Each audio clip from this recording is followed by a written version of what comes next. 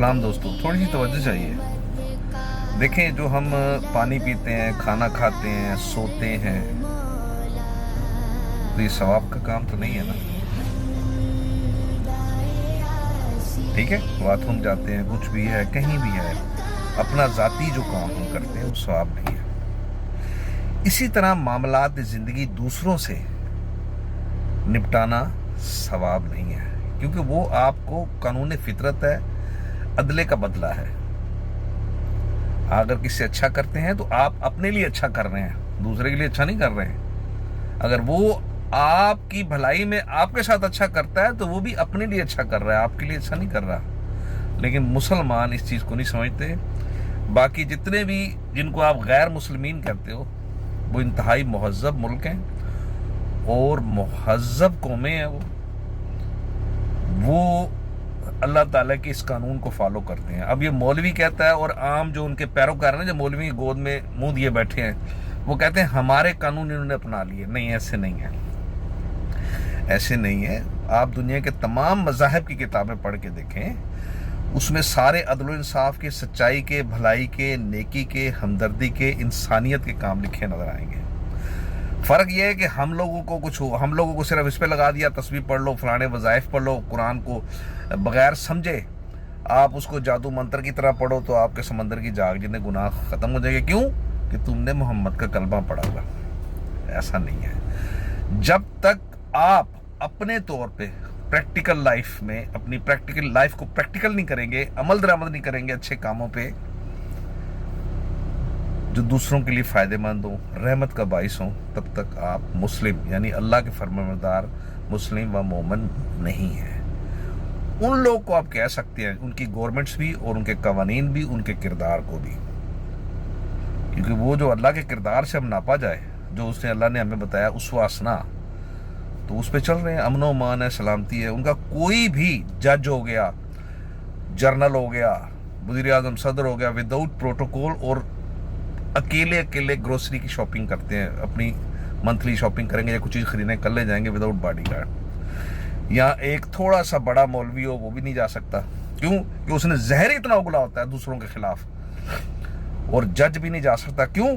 कि उसने under the table amount लेके, एक जो मुजरिम नहीं होता उसको सजा दी होती है। ठीक है, देखिए जुर्म बढ़ता क्यों है? जुर्म बढ़ता इसीलिए है कि आपने मुजरमों को ढील दी, उनके जिगरे बढ़ गए, वो बेखौफ हो गए, इसलिए आपको उनकी जान से खतरा है। और आपने रिश्वत ली यानी सूद लिया, सूद कहलाते हैं। जो हराम कमाई जो भी है ना, वो सूद कहलाती है। जो लोगों को अजियत दे के ली जाए, जहमत का बायस, तकलीफ और परेशानी का बायस बन के, लोगों के लिए सर्द दर्द बन के रकम कमाई जाए, नफ़ा कमाया जाए, दीन की कमाई खाई जाए, ये सूद के ज़िम्मे में है। लिहाजा अपने किरदार पे तवज्जो दें, उनको कुछ ना कहें। उनको अगर आप गालियाँ देते हैं, ये मौलवी गालियाँ दे रहे हैं जी, फलाना ये तो फलाने ईसाई ऐसे, फलाने यहूदी ऐसे, फलाने ऐसे। ओ यार, तुम जितनी चीज़ें इस्तेमाल करते हो, जितनी भी अशिया तुम इस्तेमाल करते हो, एक कंघी से लेके हवाई जहाज तक, और घर के जितने बर्तन हैं तुम्हारे, चॉपर हो गया, ग्राइंडर हो गया, जितने औजार हैं तुम्हारे, जितनी सवारियाँ हैं तुम्हारी, सारी उन्हीं की ईजाद कर दें। अगर वो बाइकाट कर दें और इंटरनेशनल अदालत में ये मुकदमा कर दें कि हम इन मुल्कों को नहीं देते, तो आपको पता है कि अक़वाम मुत्तहिदा की एक फ़ौज होती है। पता है? नहीं पता ना। क्यों? आप लोग को यही पता है कि बस मैंने उम्मत मोहम्मदी को बख्शा जाऊंगा, जो मर्जी गुनाह करते रहूं। और इसी एक बात की वजह से अल्लाह ताला ने जितनी कौमों की बुराइयां कुरान मजीद में बताई है ना, जितनी उम्मतों की, वो सारी पाकिस्तानी कौम के अंदर कसरत से मौजूद है।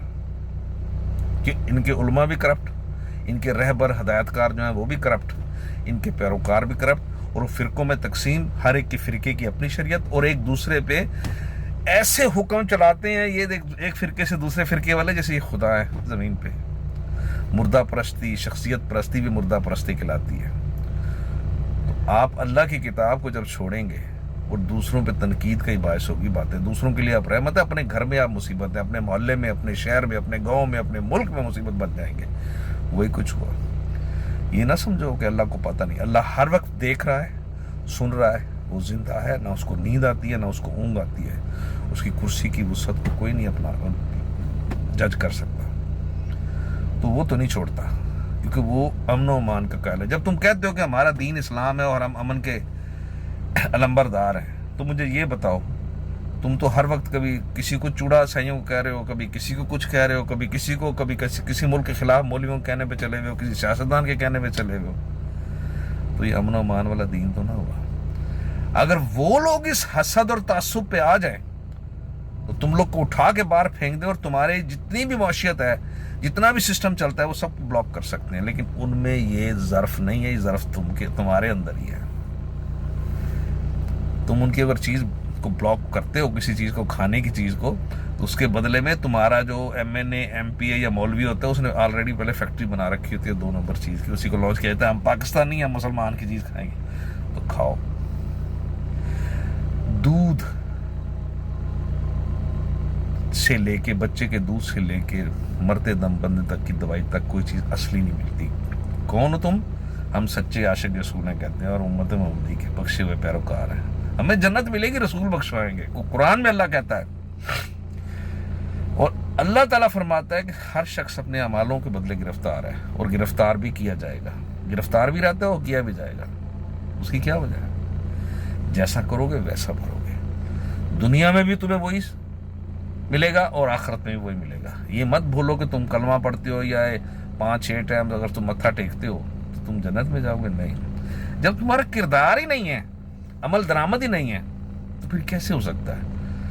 بنا محنت کی اجرت کیسے مل سکتی ہے؟ ناممکن، امپاسبل۔ لہٰذا برائے مہربانی اللہ نے منع کیا کہ دین کی کمائی کھانے والوں کی اتباع، پیروی نہیں کرنی، ان کی کوئی بات نہیں ماننی۔ اللہ کی کتاب جو مولانا ہے، سب سے بڑا مولا ہے، رب کائنات کا خالق، مالک، حاکم، رازق ہے، اس کی رہنمائی اور ہدایت کی کتاب تمہارے گھر میں پڑھی، اس کا سادہ ترجمہ پڑھو، بنا ملاوٹ کیے۔ ملاوٹ کو شرک کہتے ہیں۔ روایات کی، اپنے باپ دادا کی، یا اپنی ذاتی منطق ڈال کے اس میں ملاوٹ نہ کرو۔ سیدھا سیدھا حکم ہے، حکم اٹھاؤ، حکم دیکھو اور اس پہ عمل کرو۔ اگر بہت زیادہ تکلیف ہے یا بہت زیادہ پریشانی ہے میری باتوں سے، تو قرآن کو خاموشی سے پڑھو، بحث بکواس کا کوئی فائدہ نہیں ہے، اپنا کفر کرو گے خود، کیونکہ میں اللہ کی کتاب سے بتا رہا ہوں، الفرقان، حق و باطل میں فرق کی تمیز بتا رہا ہوں۔ قرآن کو خود پڑھے، آپ کو اپنا کردار مل جائے گا اس کتاب کے اندر۔ انا للہ و انا الیہ راجعون۔